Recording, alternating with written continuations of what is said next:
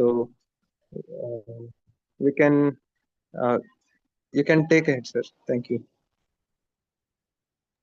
So thank you everyone for joining in. Very good morning to you all. And if you are comfortable, I will request you to switch on your cameras. So I think Yes. that's better for us to see each other and interact. Yes. So I encourage everyone to turn on video. Yeah. And one more thing, as we have already informed, today is a special day, Gita Jayanti, where Lord Krishna had spoken Bhagavad Gita to Arjuna. This is the day 5,000 years ago. So sir will be speaking something on that. Thank you. So if your background is not good, you can dull it or something like that, but it always makes sense to switch it on and then see each other from a reciprocation per se. I could see only one turning on. Two. Very good. Piyush, Panda, and Yashwan. Tanmay, welcome. Some more switch on your camera. Let me see your wonderful faces.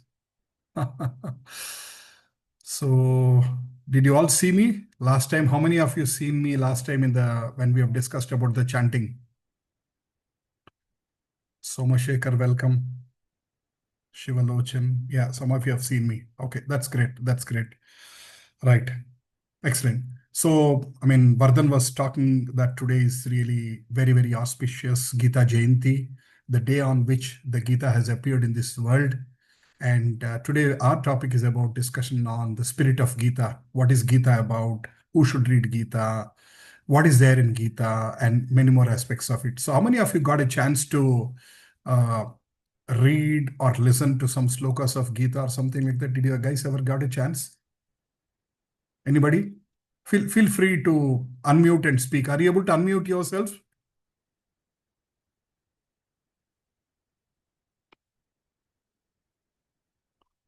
Are you able to unmute yourselves? No? Or is the setting made like that?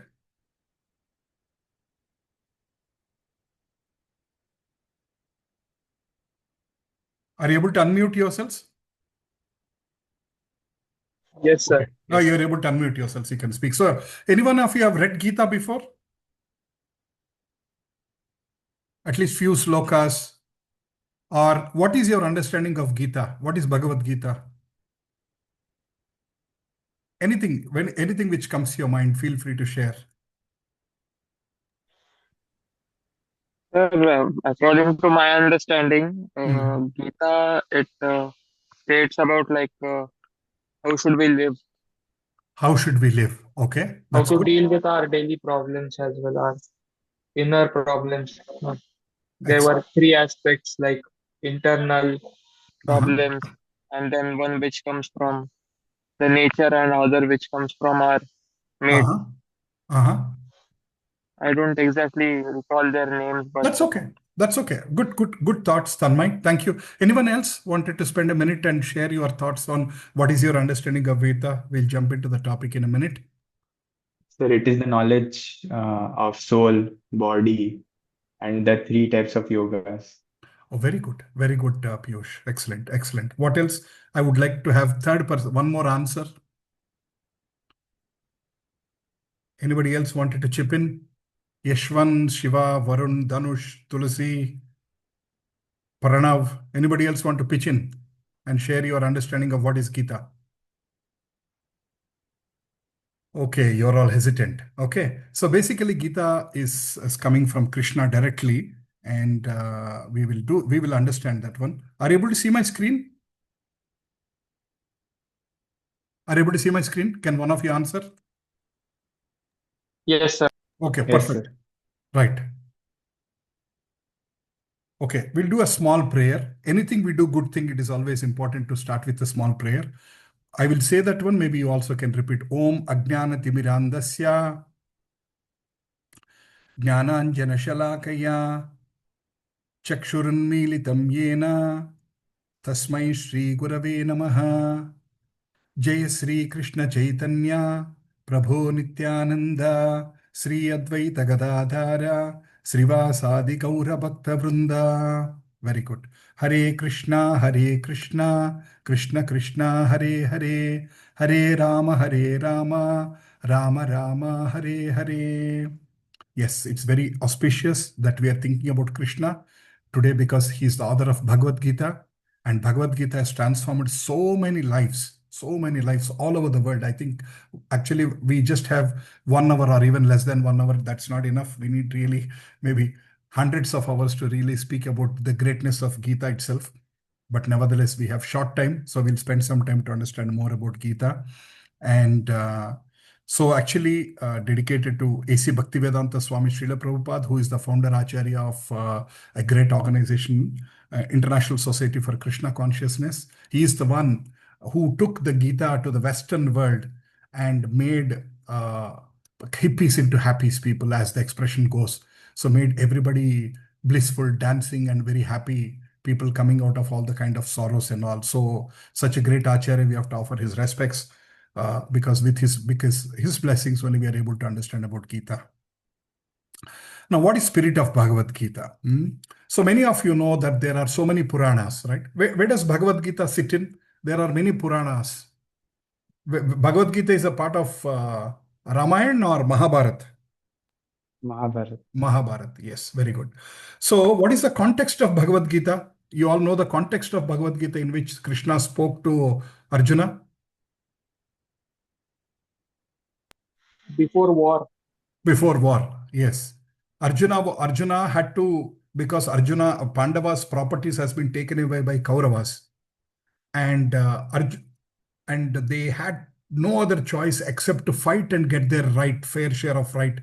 In that situation, Arjuna, this side Pandavas were there, that side Kauravas were there, and then Arjuna was ready to fight. He was all like ready. He's a great warrior. Actually, he alone can finish off 50% of the war. But he himself, the moment he went there, he saw his uncles, grandfathers, cousins, the friends, brothers, all kinds of people, and he really got very much worried. How can I kill my own people? And he was little like, what should I say? He lost his heart and he said, I'm not going to fight Krishna. So then Krishna started explaining to Arjuna to give him a context why fighting is important. Then he starts explaining to Arjuna from multiple perspectives. He starts telling that you are a soul, they are a soul, that soul has no death. Then he starts explaining what is the dharma of different varnas, why one should take up fight, because it is protection. You are protecting dharma. It is your fair share to fight. See, because to a large extent, in India, the meaning of non-violence is great. Non-violence means being quiet at a lot of times is great.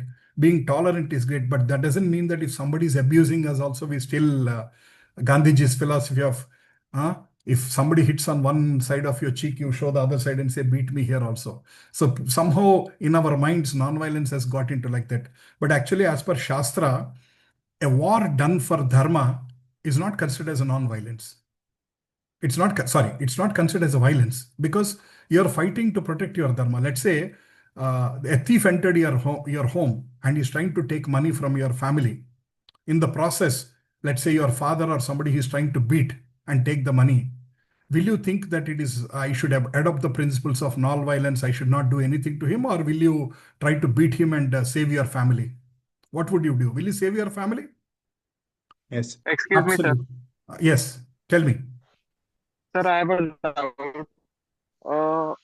You said that the thief is stealing something from your home and he's like your dharma is to protect him. But the thief's dharma is to like steal something. No, see, that is what people's misinterpretation. Thief's dharma is not to steal. Nobody has given. That is his dharma means to live properly and earn your money rightfully. That is the actual dharma. So somebody cannot say that I have become a thief, so my dharma is to steal money. One person can say, I have become a murderer, so my dharma is to kill anybody and take money. So we cannot say like that because we cannot take the dharma the way you interpret like that. So this is the challenge in today's world. Actually, you raised a very good point. In today's world, a lot of people are interpreting dharma the way they like and quote Bhagavad Gita and trying to escape. They say Krishna said that do your duty. So thief is also interpreting, Krishna told me to do your duty as per so and so sloka. Let's say the thief has studied Bhagavad Gita a little bit. Ideally, if he has studied sincerely, he will stop stealing and he'll become a good human being and he'll start earning his money rightfully. Maybe he'll work or he will do some business or even maybe he might even do like a coolie and earn money, but he will not do stealing. So people are misinterpreting Bhagavad Gita. So I hope you understood that point, what I clarified. Hmm? Yeah, yeah. So Yes, sir. it is our duty to protect our family. Somebody is abusing your sister, mother, and all. We protecting. Protecting is not called violence. But if you're trying to take somebody's property without their permission, if you're trying to cheat somebody and trying to do cause a lot of problems to the other people, then that is called violence. So Krishna explained all these background perspectives to Arjuna and prepared him for war, and finally said, Arjuna, please do this duty as a surrender to me. Do it as a duty. Don't worry about whether you're going to win or lose. Right now, you're in a difficult situation, and it is your duty to fight right now and face, even though they are relatives, they are on the other side. They have taken away your property. They were trying to disrobe Draupadi.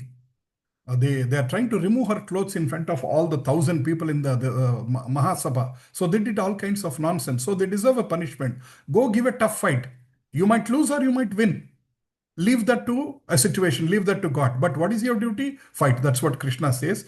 And Arjuna finally, after 18 chapters, he gets convinced and he says, okay, Krishna, I agree to what you have said. So basically, Bhagavad Gita is not spoken in a cool, relaxed environment. It is spoken in a uh, very tough situation. And we are all in tough situations every day. Many times we are confused whether should we shoot this way or that way, what is right, what is wrong. All of us are confused. And Bhagavad Gita is considered as a manual of life. Manual of life. For example, when you're trying to buy a new computer, or when you're trying to buy a new electronic gadget, you get a manual. That manual tells you how to use and kind of things. Right? Of course, nowadays we are not reading manuals. You immediately go to YouTube and search, how do I change this setting in my phone or something like that. So, but eventually you're going through some manual, whether it's in some electronic form, physical form. But what is the manual for the life? How to lead my life? How to choose right decisions? What is right? What is wrong? What is dharma? What is adharma? What is karma? Who is God? And who am I? What is my relation with God? What is the nature? And what is called time? All these aspects are explained in a great detail in Bhagavad Gita by Krishna. So that's why people say, some people have this misconception that Bhagavad Gita have to be read after 60s or 70s at your old age. Then what are you going to do at that time? What will you implement after 70 if you read? So if you read at a young age, we know how to implement in our life. So that's why Bhagavad Gita is called as a manual of life. And it's also called Gita means song because it's coming directly from God. It's also called like a song. So anyway, enough context. We all have a lot of challenges, cutthroat competition. People are trying to deceive us all the time. And entire society is affected by lust, greed, anger. Everybody is trying to exploit each other person. So we are in a delicate situation. So we are not living around in a peaceful environment with a lot of good people around. It's very fine. We are also finding it very difficult to find good people. Right. So, and Bhagavad Gita is not only being accepted as a great book by religious people like Madhvacharya or Shankaracharya and all, it also been accepted even by Oppenheimer. You all know Oppenheimer? The one who made the bomb. So he was also connecting to a sloka from Gita. And Gandhiji. Gandhiji has written a book called My Experiences with Truth. In that one, he has referred a lot about Gita. And he used to read Gita quite often.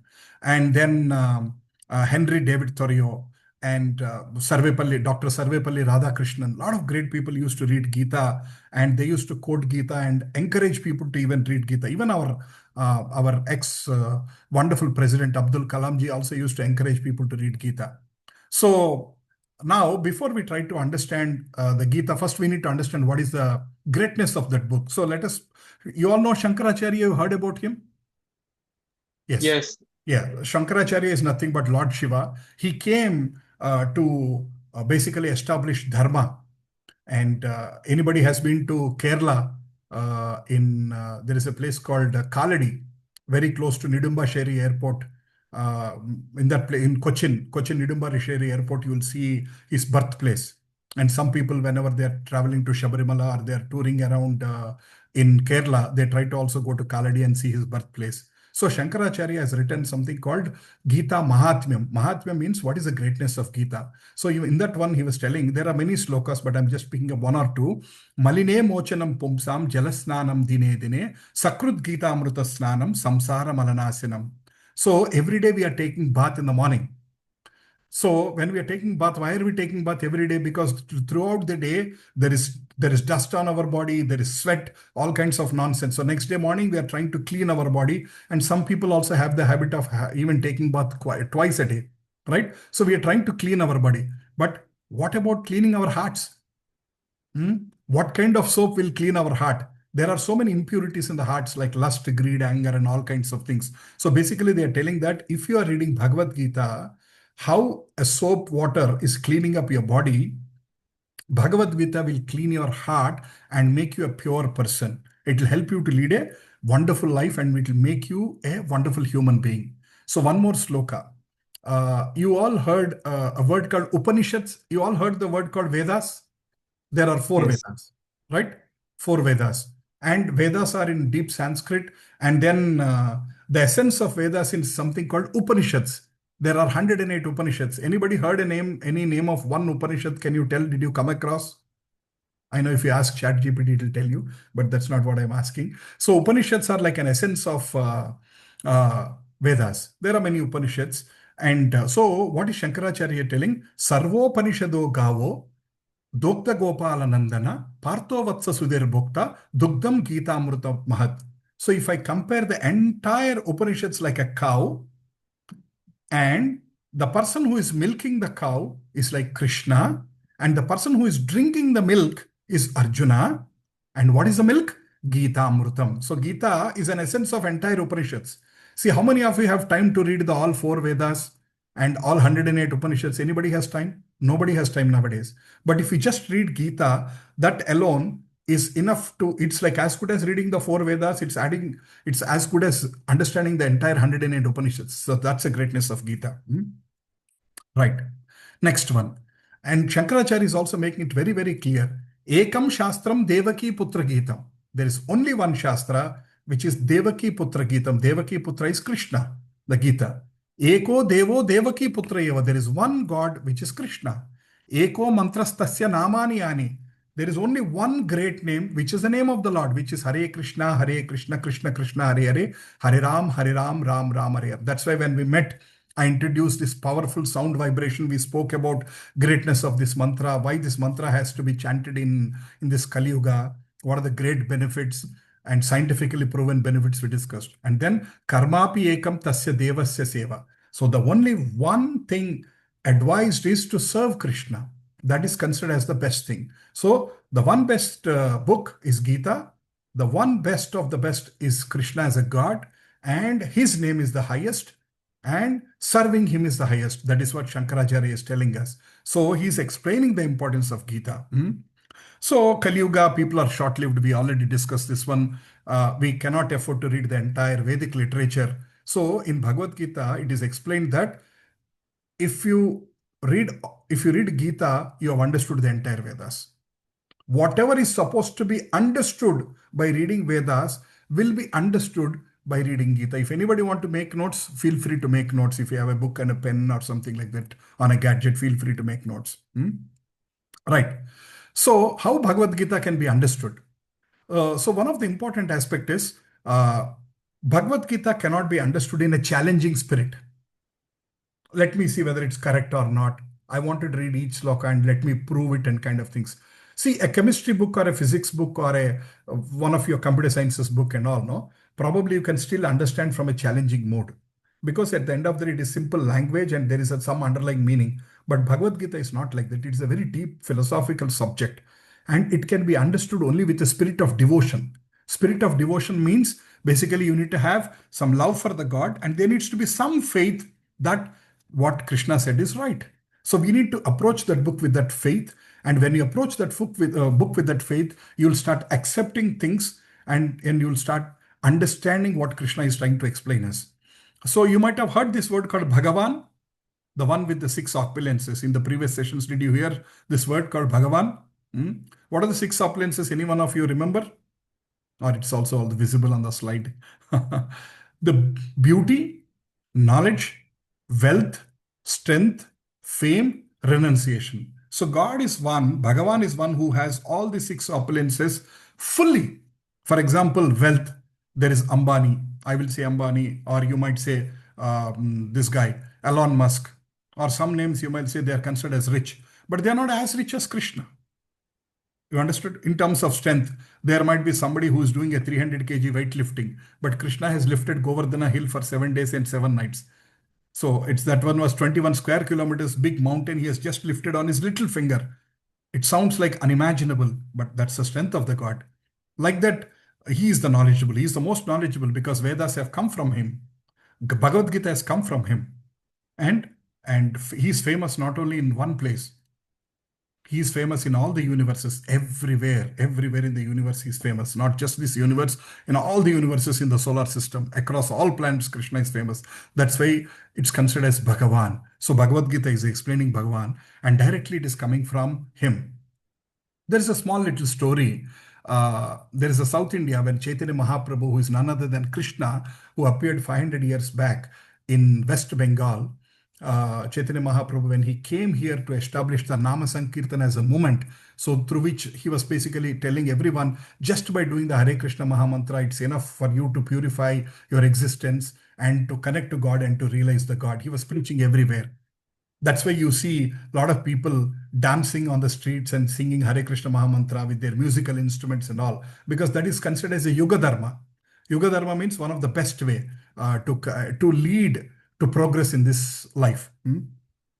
So he was touring in South India and he saw one Brahmana who was reading a Bhagavad Gita, but he was basically having tears in his eyes. So Chaitanya Mahaprabhu was asking, hey, why are you feeling tears in his eyes by reading this kind of a book? And that Brahmana replied, actually, I am reading this book since some time. Maybe I don't know whether I'm reading properly or maybe I'm not reading it properly. Maybe I'm misspelling it, mispronouncing it. But at one thing which makes me feel great about this book is whenever I see the first page, Krishna, he is like a charioteer, the God. He is the supreme God. He is becoming like a charioteer. And so I feel like that's why Krishna is called Parthasarathi, because Partha is Arjuna. He was driving the chariot of Partha. That's why he's called Parthasarathi. So he says that how can a God be like a servant serving his devotee? So he's Bhakta Vatsala. So this one situation makes me cry. I'll just quote one example. I don't know if last time when we had this conversation or not. For example, any one of you have a car at home? Some of you have a car at home, right? At least one of you has a car at home. Okay, I'm sure many of you. And let's say you have a maid at home. You have some maid coming to your home. Your maid says, I want to go to vegetable shop. Can you take your maid, put her in the back seat, you drive, take her to a sabji wala shop, let her buy all the vegetables, and you'll drop her at her home, and can you come back? Is it easy? 99.99% of the people, it's very difficult because ego hits in. How can I take my maid, make her sit in the back seat, and how can I be like a driver for my maid? Now just think, Krishna, Arjuna is such a small person in front of Krishna, but Krishna was ready to be his charioteer. We are normal people. We are not ready to take our servant maid in our own car. But imagine Krishna was trying to take one of his creation, Arjuna was like a charioteer and helping him to swim through that huge war. So that's why the Brahmana says, I get overwhelmed when I see this one because Krishna is Bhakta Vatsala. That means he's ready to do anything for his devotees. Right. So immediately Chaitanya Mahaprabhu says, forget about whether you are able to spell the words properly, whether you are able to pronounce Sanskrit properly or not. You have understood the essence of Gita. He has understood the essence of Gita because he understood that God means he is the one who loves all his entire creation. So he says, you might be illiterate, but that's great because you got the core essence. And this is how one should understand the Gita. And actually, when God is considered like a person, of course, he's also, a lot of people ask, is God a male, female, or does God have a shape? Does God has a face, legs? Yes, Bhagavad Gita is making it very crystal clear that Krishna is also a person like you and me. He has eyes, he has hands, legs, body, navel, everything, all the body. But only difference is not like, he looks like human, but he's not a human. In the sense like you and I, after some time we become old. Were you like this when you were born? When you are born, you might be a little baby, but now you might be 17 or 18 years kind of thing. Beard started coming in, mustache started coming in. You all started becoming young boys. And very soon you'll become young man, you'll get married, you'll have children. And after 25 years, I meet you. Will you all look exactly like how we met in December 1st, 2025? If I meet you all in 2050, each one of you will look very different because by age, our body changes. But for Krishna, the time has no impact on him. He's Nitya Yavana, he's always young. So God looks like us, but he's not exactly like us. He doesn't go through old age. He doesn't need to run around hospitals. He will not have diabetes. He will not have all these kind of challenges and kind of. So that's the greatness of God. So some people say God has no form. Some people say God has no name. Actually, there is a deeper understanding of it. When we say God doesn't have any form, it means he is not like an ordinary form. His form is very different. When they say he has no name, it means he has a million names. For example, I see in front of me Piyush, Yashwant, Tanmay. Some of you, you'll have one name, Tanmay, as your name. Maybe in your home, your father or mother might be calling you with one more name, something, some pet name. So maximum you might have two names, but Krishna has a million names. So that's why they call it, when people say that he doesn't have a name, it doesn't mean that he really do not have a name. It means that he does not have one name. Achyuta, Mukunda, Madhava, Keshava, Govinda, Narayana, Vamana. Like that you can call him Rishikesa. Any name you can call him and you can feel that connection with Krishna. So that's the greatness of it. So actually they say, you see that honey bottle? If you want to taste a honey bottle, will you lick the bottle to get the taste? Bottle outside, if you lick, will you get the taste? Or if you open it and just take a drop and put it on your tongue, when do you feel the taste? By licking the bottle? No, right? So Bhagavad Gita is also like that one. One has to really, some people say that we have Bhagavad Gita at home. If you don't open it, what are you going to learn about it? So you have to open the book, you have to read the slokas, you have to understand it, or maybe knock the door of a learned person, listen from him, ask him questions, get understanding, and start seeing how do I implement in my life. And if you are unable to implement it, if you're struggling how to make choices, maybe asking again a learned person called Guru, as per the Shastra, take his guidance and move in his life. So that's what it's telling. So they compare with an example that somebody has given you a system and which has got all the features, games and everything. But if you don't have a password, can you open the computer? You can't use the entire system if you don't have a password. It might have a million applications, but if you don't have a password. Similarly, if you have to understand Gita, you have to open the lid and then approach it properly. Right. So actually, make the choice. You want me or my energies? So basically, all of us,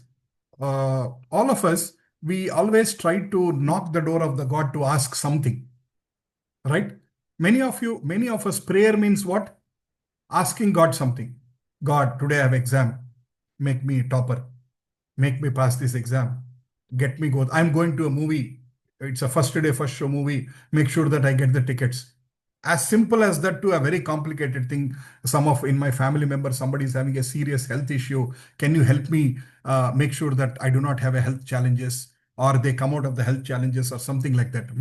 So this is how people start basically asking God for everything. But actually, Shastras are saying that we are not supposed to knock the door of the God and keep asking, I want this, I want that and all. Instead, we should express our gratefulness. That's why the definition of prayer is not asking.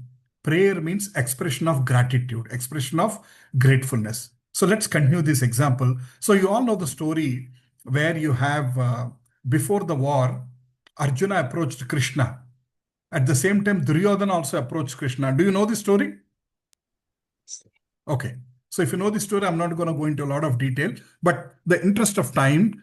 So both of them are trying to go to Krishna, and Arjuna feels that Krishna is God and he's like my guru. So he sits at his feet.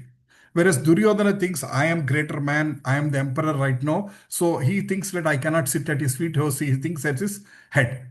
And Krishna wakes up. As soon as he wakes up, who does he see? The one who is sitting at his feet.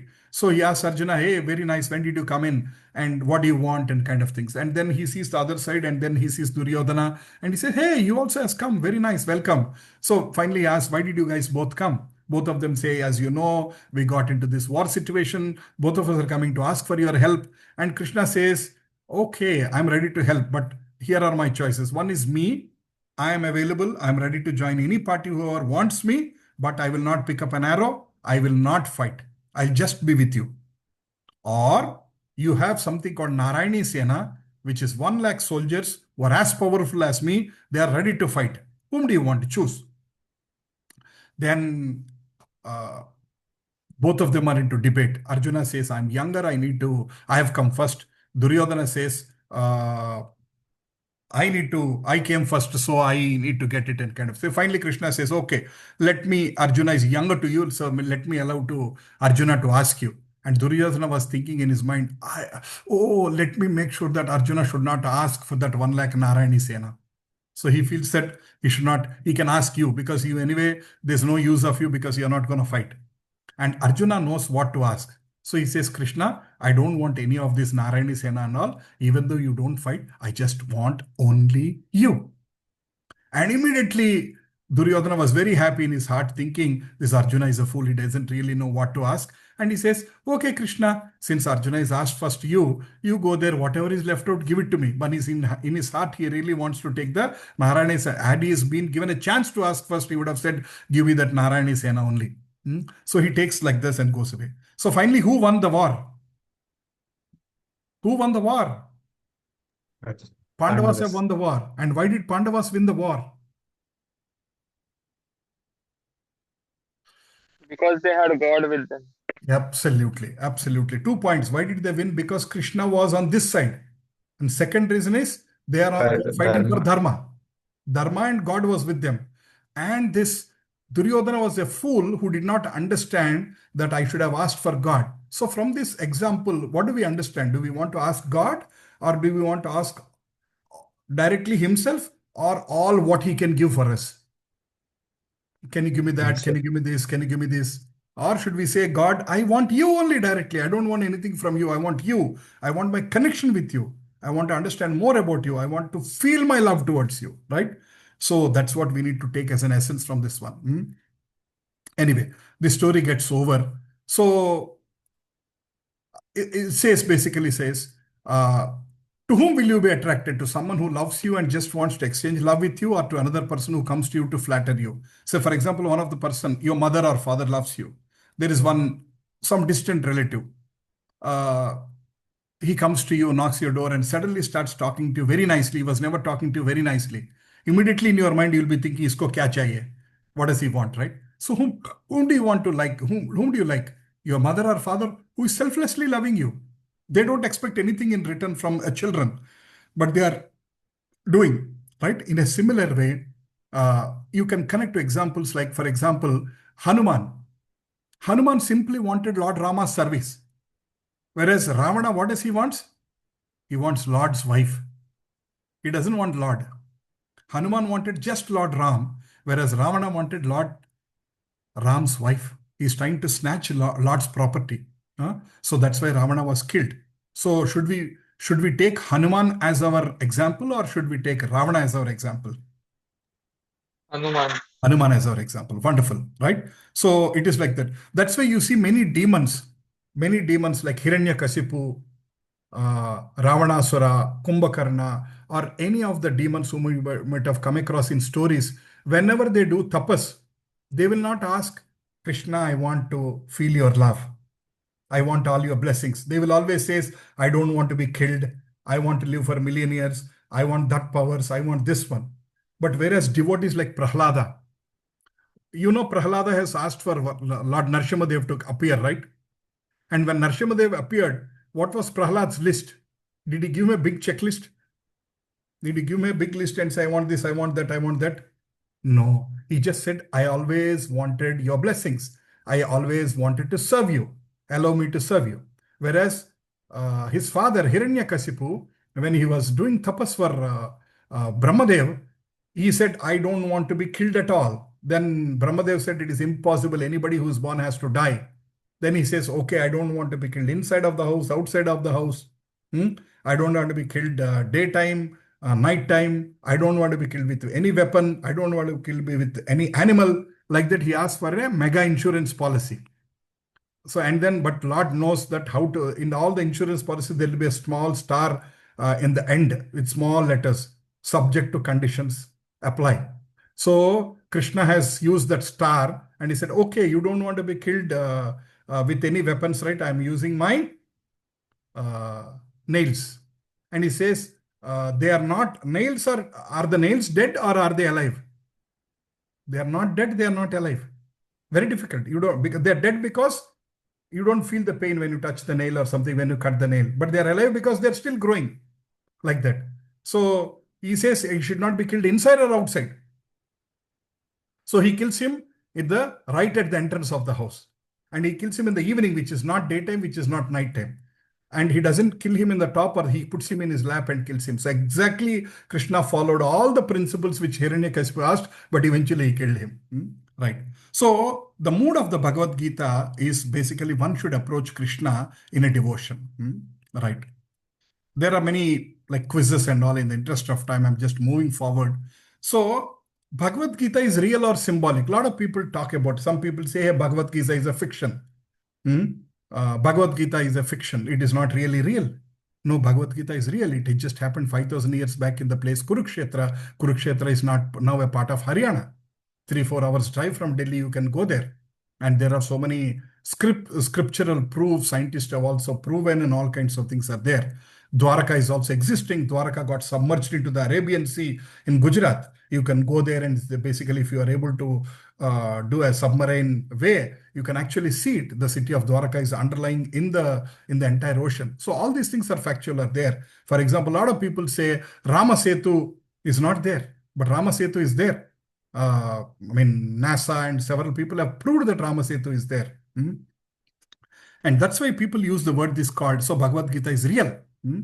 And Bhagavad Gita also people interpret in a different way. As I said, like, for example, one person says, Krishna said, do your duty. I am a thief. My duty is to steal every day. So I'm just following my duty. So when police catches him, he will say, hey, Krishna himself, God himself told me do my duty. So you should not arrest me. You should not give me any punishment. So, so it is like that. People try to misinterpret. And Krishna in 2nd chapter says, there is no death for anybody's soul is always ever existing. So one person murders the another person and says, I have not killed you.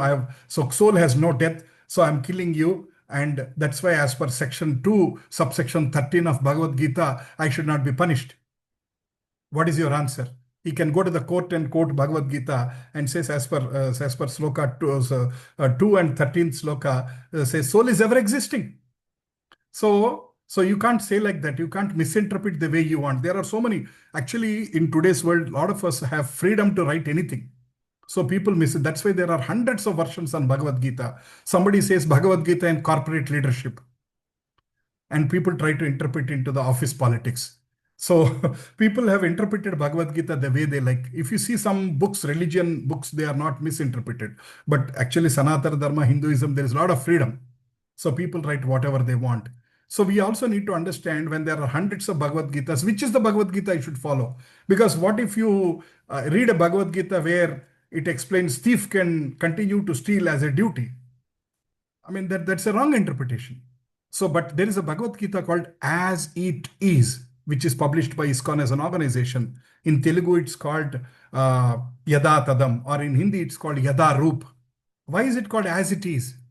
What does it mean by As It Is? As It Is means whatever Krishna wanted to convey, the same meaning we are trying to convey even now without changing a single word or single line or single expression. Krishna says, among all the paths, Bhakti Yoga is the highest. Connect to Krishna through Bhakti.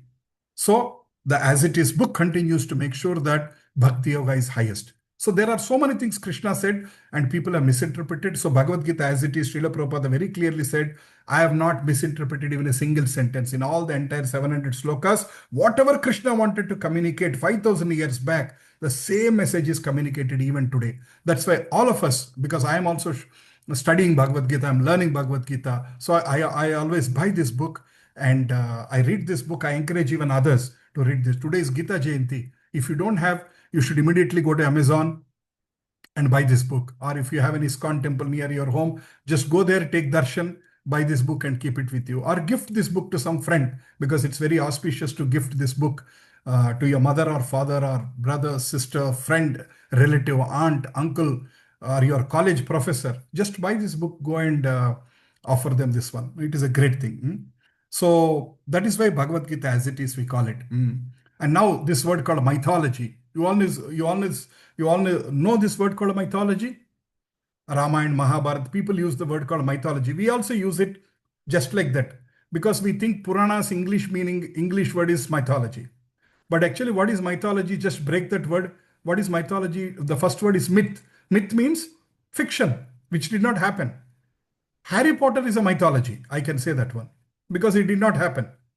It is the imagination of the writer about that Harry Potter, and then she has written many books and movies are made and all kinds of things. But Ramayana and Mahabharata is not mythology. Ramayana and Mahabharata happened really some years ago. But what Britishers felt is, when Britishers were trying to come to India, when they were doing trade and commerce and all, when they want to capture entire India, they felt that the best way we can capture India is by breaking on their back. What is the breaking on their back? Basically breaking on our culture. Because India had so much of culture, lakhs of years of culture. That's why it's called Sanatana Dharma. Sanatana Dharma means which is always there. It is eternal. So they felt that if I take these people away from their Dharma, then they will try to listen to everybody. So this guy called, what is his name? Max Muller. So he felt that if I take these people away from their core jnana, core Bhagavad Gita, core Vedic books, all these things, it becomes easy for us to occupy India. And slowly they have introduced Western education.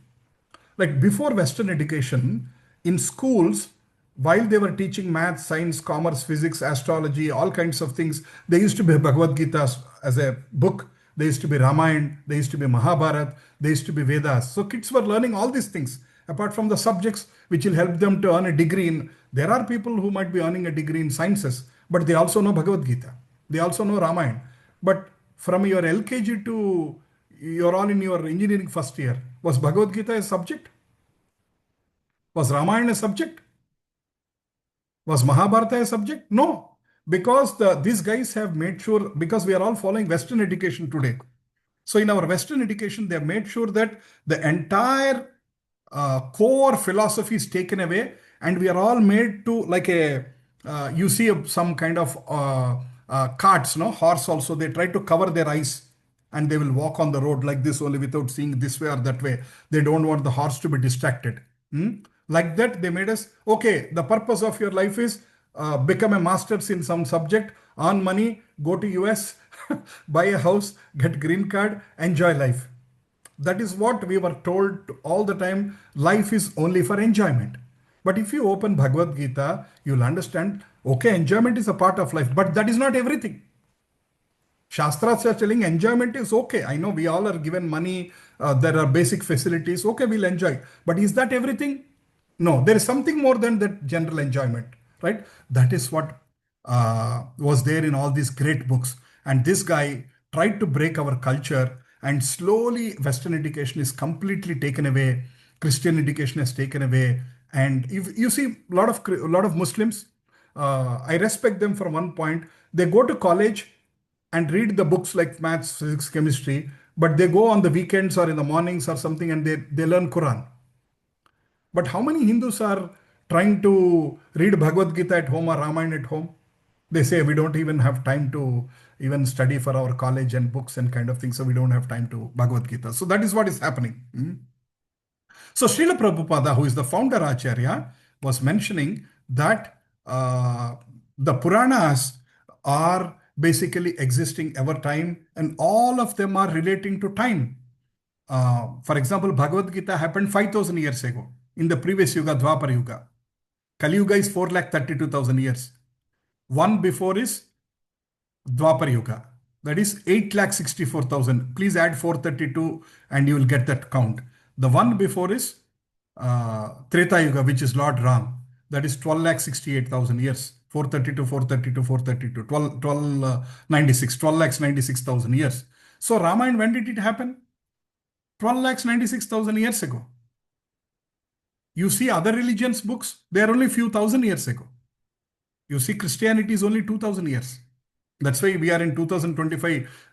They say before Christ and after Christ. Just 2000 years old. But our Bhagavad Gita is 5000 years old. And Ramayana is 12 lakhs 96,000 years old. So these are not mythology. These are great books coming from time immemorial. Right. Anyway, we discussed this. So what is the goal of Bhagavad Gita? I said like, please read Bhagavad Gita. Bhagavad Gita is very important. So what is the goal of Bhagavad Gita? So there are many modern societies today. They say we are Gita Parivar or we are trying to follow Gita and all. But some of them do not have a Krishna's photo when they are trying to read Gita. They just put a lamp. They just say this lamp is God. Krishna made it very crystal clear. I am not that lamp. Of course, God is everywhere, but he's saying that I am not that lamp. I have a form, beautiful Shama Sundara form. Lord looks so beautiful with his beautiful eyes, beautiful nose, beautiful mouth, and his posture. Imagine a beautiful hero whom you like, or a national level or international level. They are all after 20 years, they all will become old, their teeth will start falling down, and all kinds of things will happen. But Krishna is Yavar youth and Yavar young and kind of things. So the goal of Gita is to basically understand what is the purpose of life. Why am I born? First question. Second question, am I body or am I a soul? Third question, what is my relation with God?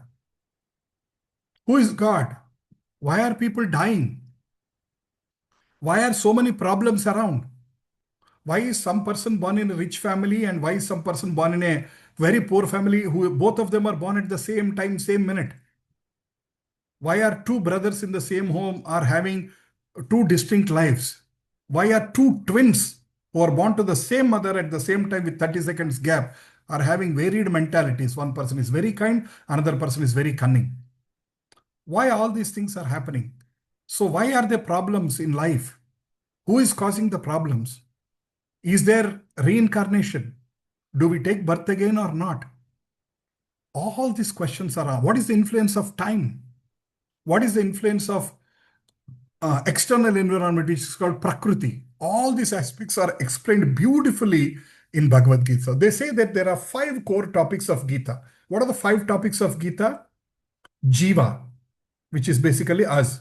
Ishvara, about God.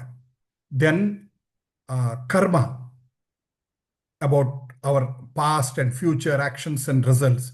Then kala, about time. And prakriti means about nature. So what are the 5? Jiva, Ishvara, Kala, Karma, Prakriti.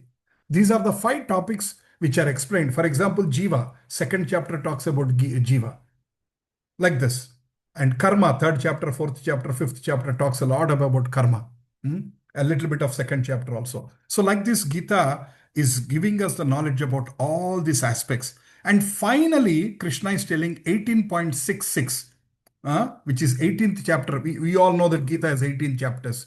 Krishna starts explaining to Arjuna starting from 2nd chapter onwards, giving answers to his questions. And finally, Krishna says, Sarva Dharman Parityatya Mamekam Sharanam Varja Ahamsa Sarva Papepyo Mokshayishyami Masucha. He says, finally, Arjuna, leave all your dharma. Just surrender unto me. Just listen to me. Fight for me. Fight also as a service towards me. And finally, Arjuna accepts and he says, okay, Krishna, and he's going to fight. And we all know the story that Arjuna has won the war. And finally, they are put back to the throne and they enjoyed the rest of the life in the service of Krishna. And finally, they also left and went back to the Krishna's abode, which is Vaikuntha or Goloka Vrindavana. So the goal of Bhagavad Gita is telling us who are we and increasing our connection with Krishna and trying to purify our hearts, make us a better human beings, and make us start understanding life is not, I understand, life is not just about getting married, having children, working for one company, and again move after 2 years into another company, keep earning, buy first house, second house, buy one land here and there, buy one car, then second car, then third car. Life is not just all these things. There is something much more because you don't know when you are going to die. So what will happen? So about the life after death. All these aspects Bhagavad Gita is talking. So some people have misunderstood this point, that the purpose of Bhagavad Gita is to surrender to Krishna, which is develop the love for the God. Right. There are so many people who are doing a lot of social services today. Appreciate it. I mean, like taking care of the street dogs, or Anadh ashram, or old age homes, or blood camps, serving the blind people, all kinds of things, giving fruits to the old people, all kinds of great services are all happening. They're all important. But the first and fundamental, most important thing is, along with your philanthropic service, do you also have some connection to God? If there is no connection to God, even doing good things will not help you beyond a point. All the social services are good things. Good things also to be done with a connection to God, right? So it is, I mean, they say the story like, a foolish man who has read the entire Ramayana, and he said, by the way, what is the relation between Rama and Sita? Will you laugh at him? He sat with you for 10 days and he heard the whole Ramayana and he was asking, what is the relationship between Rama and Sita? So it is like that. That means he has not understood anything. He has not understood basic. So somebody who is reading Bhagavad Gita should start understanding the purpose of life. The purpose of life to develop our connection to Krishna, connection to the God. Not just, of course, good activities are good to do. Yes, you can do them. Right. So this is what we discussed, and I think we just have few minutes. We tried to cover a lot. So let's do some, I think if you can unmute yourselves, each one of you can answer one question. So modern scientists, based on the research and excavations, have proved that personality called Sri Krishna existed 5,000 years ago, and that developed city Dwaraka has also existed. So the exhibits of excavations can be seen today in the museums at Kurukshetra and Dwaraka. This proves that, is Gita real or symbolic? Real, not symbolic? Symbolic, not real? What's your answer? It is real. Is real. Okay, great. Next question. So one should never twist the actual truth and try to pull out some allegorical meaning. Allegorical meaning is basically trying to create your own meanings. Option 1. Mundane commentators speculate that Kurukshetra is a body and Pandavas are 5 senses. Hundreds of interpretations on Gita by authors with no devotion, but only speculation, their own interpretation. Speculative commentaries living in libraries with no practical value or application in life. Misinterpretations have no potency to invoke the dormant devotion in the heart of living beings towards Sri Krishna. So what's your answer? Second. Second one. Second one. Hundreds of it. Yeah. So interpretations are there. But actually, the fourth one is something we need to know. Misinterpretations have no potency to invoke the devotion. Basically, if you are reading a Bhagavad Gita which is having misinterpretation, it will not serve the purpose. What did we discuss as the Bhagavad Gita's purpose? To make you connect to Krishna. So if a book is not connecting to Krishna, it is just wasted. So the word mythology was coined by these people for what? To promote Christianity, to enlighten the Hindus about their own Puranas, so that Indian priestcraft would be overthrown, to divert the sincere Vedic followers away from their own religion to Christianity. What is the reason? Fourth one. Fourth one. Yeah, they wanted to take us away from our core religion. See, that's why today conversion happens in many places. People give this kind of like stupid reasons to them. Hey, in your religion, in Hindu religion, sometimes your God is not very kind. Whereas if you come to my religion, your problems will be solved soon. I've heard one person saying, Krishna promotes violence, whereas our Jesus will not promote violence. He is preaching non-violence. They are trying to give their own interpretations, and a lot of people who get converted, they have not read Bhagavad Gita. If they have read Bhagavad Gita, they would have understood, hey, the person who is trying to come and tell me is trying to cheat me. They will understand if they have read Bhagavad Gita. But how many people read Bhagavad Gita? In India, 1 out of 100 read Bhagavad Gita. Sir, it's nice only. We have to remove our garbage from our house. No, I mean, we should not say like that, because everybody is a soul and everybody needs a connection to the God, and everybody need to be educated properly. So because of lack of proper education. Bhagavad Gita is not in schools, it's not in colleges. We are not going to temples to learn. Our mothers and fathers are also not teaching us. So for few generations, we all lost Bhagavad Gita. So that's why we see people converting to other religions, or we see people becoming seculars, or we see people becoming atheist also. Some people say, show me Krishna, then I will believe him. Otherwise, I will not believe. I told that gentleman, show me your mind. If you show me your mind, you have mind. If you cannot show me your mind, that means you don't have mind. So that means, I mean, he is like very learned person. He's a master's and he has got gold medals and all. So I said, you are not able to show me your mind. So that means you do not have a mind. I asked him, how did you get your master's? I really don't know without having mind. He could not answer me. Of course, those are all for fun and I'm just telling you. So this is what is happening. Right. So Bhagavad Gita is a part of Ramayana and is a conversation between Krishna and Arjuna. Mahabharata, a real conversation between Krishna and Arjuna. A historical event that took place at Jyotishar Kurukshetra, where even today there is a station, is the recorded real history of the greater India, Mahabharata. Oh, the second. Second one. Second, Mahabharata and is a real conversation between Krishna and Arjuna. And it's also, so what is the goal of Bhagavad Gita? Please read these four and tell me, what is the goal of Bhagavad Gita?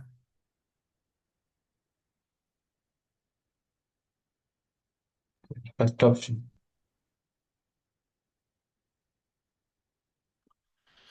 Huh? What is the answer you are giving? Which one? I think To teach us how first to three. surrender and worship Sri Krishna. Yes. To teach us how to surrender and worship Sri Krishna is the central point and main subject of Gita. Right? Sir, So I think first three. No. First one is the most suitable apt answer. No, Gita is not three. Gita is not telling us to become patriots and do social service. That is not the purpose of Gita. Gita is not telling you after reading Bhagavad Gita. Yes, Gita is telling be kind to everybody. Understand that everybody is a creation of God. So that's why don't develop hatred towards any people. See, right now, a person who has not read Gita will understand my family is only my family because we are born to one mother, my brothers and my sisters, my father, my mother is my family. But once who has read Gita will understand this entire universe is my family because we are all children of God. And what is that word in Sanskrit? Vasudaika Kutumbam. You have heard that word called Vasudaika Kutumbam? Yes. Vasudaika Kutumbam means everybody is creation of Krishna. So, see, today you have a relation with your brother and sister because you are born to the same mother. But once you know that all of us are born to the same father, which is Krishna, then I and you also have a relation. For example, Yashwan, Piyush, Tanmay, there are so many people here. I don't know you a month before. We have never met. You might have born in different part of the city. But I have relation with you all. Because why? What is my relation with you? You are also a creation of Krishna. I am also a creation of Krishna. That's my relation. So we are like one family. Right?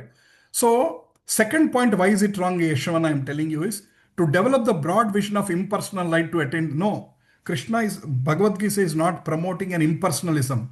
Bhagavad Gita is promoting a very clear, direct worship of Krishna. A lot of people say that no, God do not have any form, do not have any shape.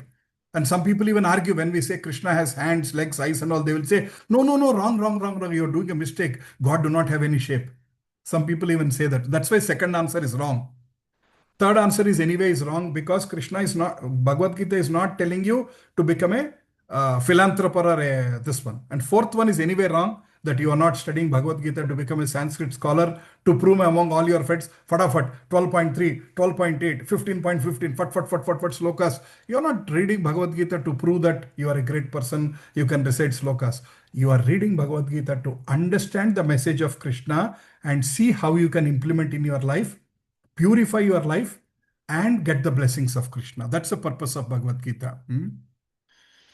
Right. So in Krishna has basically when Arjuna was confused, in 10th chapter, he has shown finally who is he, Vishwarupa Darshan. It explains basically Lord was, you see this picture, huge. He was like, entire universe looks like one form, gigantic, with thousands of faces. Sun and moon are like his ears, eyes, all kinds of things. Very huge, gigantic picture called Vishwarupa Darshan. 11th chapter. It explains everything. So that's why one cannot take up the reading of Bhagavad Gita like a novel. We cannot quickly, hey, this weekend I have some time, like Harry Potter story you read and leave, throw it somewhere else. Bhagavad Gita cannot be there. So Prabhupada, who is the Acharya of ISKCON, he says Bhagavad Gita has to be studied scrutinizingly. Scrutinizingly means thoroughly, like how you read your subject book, to understand fully, to implement in your life. What does it mean? Why is he saying like this? For example, Krishna is saying, tolerate happiness and distress. Okay, tolerate distress I can understand. When I'm very in a very bad situation, Krishna is saying tolerate. Then why is Krishna saying tolerate happiness? In happiness, why should I tolerate? Let me jump up and enjoy. Let me do whatever I want. No, Krishna is saying even in an extreme happy situation also tolerate it. So like that, understand it in little more detail and see how do I apply this in my life. Stay in your limits, maybe. Absolutely. Stay in your limits. Even when you are happy, stay in your limits. Even when you are sad, don't be like crying and crying and crying for months and years and kind together that I had this huge loss or I had this problem or something like that. Get over it. Get over it. Keep fighting. Keep moving in life. If somebody understands this meaning, half of the suicides are gone. Do you agree with me? If a lot of people read Bhagavad Gita and if they've understood it, 99% of the suicides in India will go away. There will be still 1% who might still not agree to it or something like that. So if Bhagavad Gita is introduced in the school, Krishna is telling that there are problems in life. There are ups and downs in life. You need to know how to tolerate. And you are going through some problems because of your karmic reactions from the previous life. If a person has understood this one, they will think, oh, that's why I'm having this kind of problem. Okay, and Krishna is telling, let me tolerate. Okay, let me tolerate. I understand why am I going through this huge problem. I have a financial problem. I have a relationship problem. I have a severe health problem. But okay, I'm going through this because of my karmic reaction. So this is the time for me to, this is a bad period. Maybe I have to calm down and I have to agree to what is happening with the life. So if a person is thinking like that one, then that doesn't mean that one will just sit quiet and say like everything will happen as per my astrology. No, that's not what Krishna said. Krishna said, do your duty, leave the result to me. Very clearly, Krishna is telling, do your duty, leave the result to me. Don't be over attached to the results. For us, result is a motivator. If there is a good result, we are ready to work. If there is no good result, we are not ready to work. But Krishna is fundamentally correcting there, saying that do your duty, don't expect results. Result can be anything. It is based on many factors, not just your effort. All of you know this percentile. There's a difference between percentage and percentile, right? Percentile is relative scoring. It's not just about how you have done. It is about how you have done in relation to the other students and answers and kind of things. So even though you might have done very well, you got 99, but there are so many people who got 100. If there are 10,000 people who got 100, you lost that seat. You are be thinking, I got 99 here, I lost this seat. Because that's all relative. So that's what Krishna is telling. There are so many factors which are influencing your result. Jiva, Ishvara, Kala, Karma, Prakriti. There are so many factors. So sometimes it might work, it may not work. So you need to keep doing your duty sincerely. So that is why, and some people keep last my point in another 1 minute and we'll close it. So a lot of people say Bhagavad Gita is not relevant today. It may be relevant 5,000 years back. It may be relevant 10 lakh years back or something like that. No, Bhagavad Gita is relevant even today. For example, in Sloka 6.6, Krishna is telling, if you conquer your mind, it will become your friend. If you do not conquer your mind, it will become like your enemy. Is it even applicable today or is it only 5,000 years back? It's even applicable today. There are so many, actually Krishna was even telling in one sloka how to speak. Satyam Priyahitam. How to speak. He was telling that the way you have to speak, it has to be basically truthful. Priyam, it has to be loving. And it has to be hitam. It has to be for the benefit of the other person. Then your words are effective. How to speak, Krishna is telling. How to eat, Krishna is telling. Krishna is telling, do not overeat, do not undereat. Eat moderately. Do not oversleep. Do not undersleep. Everything. So Krishna is also talking about sleep and food habits. In 17th chapter, Krishna is telling what kind of foods you eat, how your mind is affected. So it's not just, so there are so much more about Bhagavad Gita. So it is a great science, and it is, Krishna has said, I have, in 4.1, Krishna has said, I have given this knowledge back to uh, Vivaswan, who is a sun god, and he has given it to Manu, and then he has given it to Ikshvaku. Who is Ikshvaku? He is the foremost king of the Treta Yuga, Rama's Vamsa. He is the first king. Rama is almost like the last king. So Ikshvaku is the first one. So from this we understand Bhagavad Gita is at least 20 million years ago. We are fortunate that that great book, which was 20 million years ago, is still available on our desk, and we have an opportunity to read, we have an opportunity to understand, and we have an opportunity to implement and move on in life. Right? So much, I mean, there's so much advancement in life today. Science and technology are doing everything. But is any scientist is able to stop the death? Is any scientist is able to stop somebody from becoming old? I know there's an anti-wrinkle cream. If you apply that cream, you don't look very old. But inside you are still 70, you are still 80. Nobody can stop death. Nobody can stop old age. And every person who is dying is going to come back again soon. And in America, they are spending millions of dollars trying to create life again from a dead person. They're wasting money, millions of dollars. If they would have read Bhagavad Gita chapter 2, they would have understood that there is no point in trying. They can use that millions of dollars for some philanthropic activity or something for the good of the people. So this is what is happening. There are so many modern electronic gadgets are there. All the electronic gadgets, have they made our life better or more difficult? Smartphone has come. Awesome. It is helping us to stay in touch with our friends anytime.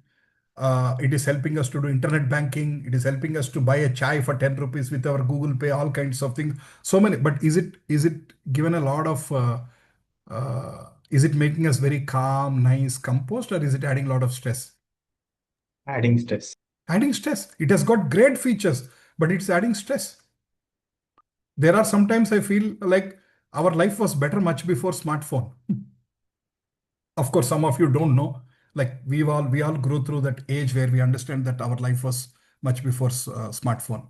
Anyway, so with that, I just want to leave with you, leave some thoughts with you. There are many questions, but I think in the interest of time, I'm skipping because it's already 12:12. So any questions you have? Sir, I usually see that many of my friends quote this like shloka from Bhagavad Gita, Dharmo Rakshati Rakshita. So what does that mean? See, Dharmo Rakshati Rakshita means basically if you follow Dharma, that Dharma will protect you. If you, basically it means like, I'll give a very simple example. You're going on a road. If you follow all the traffic rules, you are safe. You understood? Very simple example. Let's say in that road, you're not supposed to go beyond 60. You're not going on one way. You are stopping at the red light. The risk of getting an accident or risk of getting a challan from the police is 0.0001 if you are following all the rules. So I'm just trying to give that simple example. Dharmo Rakshati Rakshita means if you follow Dharma, that Dharma will protect you. Good. Thank you for that question. Any other questions? So Vardhan, how much time we have? It's already 12:15. Can I take 5 more minutes questions or? Sir, this is Yashas. So we can close the session for now officially, but if anybody wants to stay back and ask questions, Okay, they can good. ask. Thank you, Yash. So if anybody want to ask any questions, I'm available for the next 5 minutes. But if somebody are pressed up for time, you wanted to leave, thank you for your time. And today's Gita Jayanti, very auspicious. And I also feel fortunate to talk to all of you and explain about the importance of Gita on Gita Jayanti. It is like For example, if I meet you on your birthday, if I meet you and you say, sir, today is my birthday, and I feel good to say a very happy birthday and very nice to see you on your birthday. It's like that. So we're discussing the greatness of Gita on the Gita Jayanti. So I encourage you to buy a Gita book and read it. It's also available online, vedabase.io. Vedabase.io. You can also read, only English language is available online. You can read that. Anybody else has any questions? Akshat, you have a question? Please ask.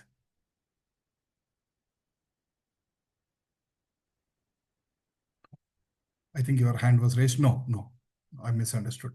Good. No questions?